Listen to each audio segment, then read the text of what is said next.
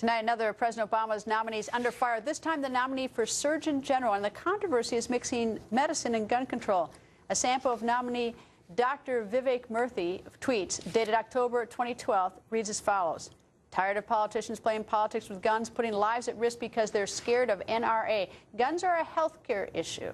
Joining us, Senator and Dr. John Barrasso. Nice to see you, sir. Thanks for having me, Greta. So let me jump right to the end. Are you going to vote for him? No, there's not a chance. I mean, the Surgeon General is the nation's doctor. You want somebody who has a long history of experience in taking care of patients, and this nominee seems much more committed to politics than to patients. His claim to fame is forming an organization to help promote the health care law and to go after our Second Amendment rights. What he said at his hearing, apparently, though, is that he saw as, I think, the #1 problem is obesity as a health problem, and he said that he wouldn't be doing gun control as part of his job. You just don't buy it? I don't buy it, not when you look at his history of the organization that he's co-founded and the tweets that he continues to set out. The Surgeon General of the United States ought to be focused on the major health issues of our country: heart disease, cancer, stroke. Those are the killers. But, you know, Harry Reid changed the rules of the Senate to try to make it easier for people like this, unqualified nominees, to force them through. Is he going to get passed?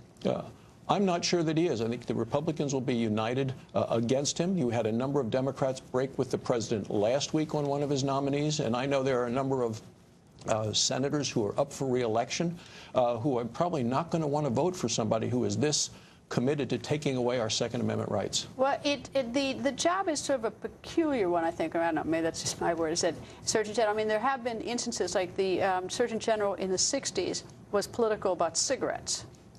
Is that somehow different in your mind?